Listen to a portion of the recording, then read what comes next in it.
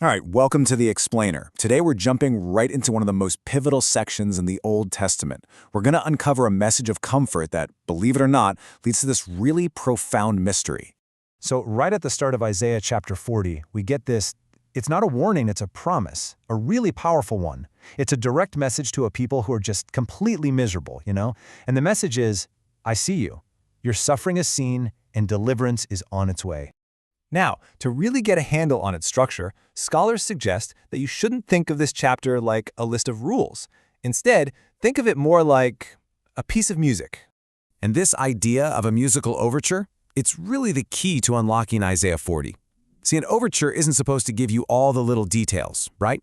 It's general. It introduces these huge, sweeping themes, like God's incredible power and His plan for deliverance, that are going to be explored in way more detail in the chapters to come.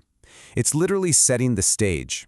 And one of the very first big themes we see is the nature of God Himself. And the text lays it out in this really stunning, almost jarring set of contrasts. I mean, just look at this. You can really see that duality on full display.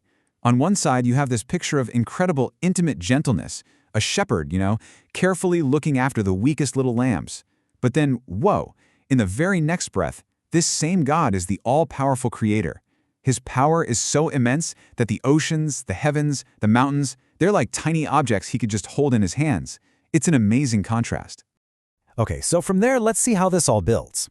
Now that this immense power of God has been established, the text introduces a really key figure. A figure with a job that is, and this is no exaggeration, world-changing. This is the servant of the Lord. And this is so crucial to get. This isn't some small local task. We're talking about a global mission. The servant is supposed to bring justice and light and freedom to all people.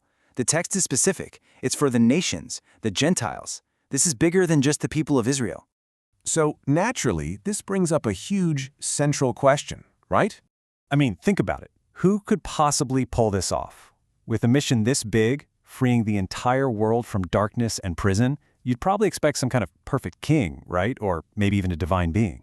But the text points us in a totally different and, frankly, shocking direction. And there it is. The text comes right out and says the servant is the nation of Israel. Jacob, this is the big reveal. But, and this is a huge but, it immediately creates this massive, almost unsolvable problem. And this is the moment where that beautiful, grand musical overture we talked about, well, it suddenly turns into a really complex and challenging puzzle. I mean, that's the question, isn't it? How can a nation that is itself in exile and captivity be the one to free the world's captives? And this isn't just us asking this question centuries later. The text itself points out this huge contradiction right away. So look at this comparison. This lays the paradox out so clearly it's almost painful.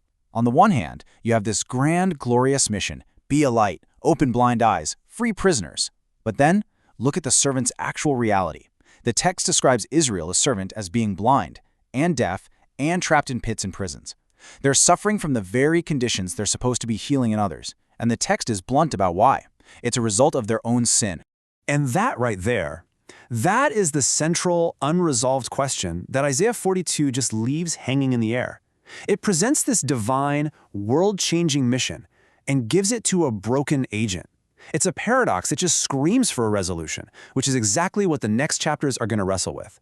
And this is why it matters so much. It kicks off one of the most profound theological journeys in the entire text. The problem seems completely unanswerable, and yet the mission remains.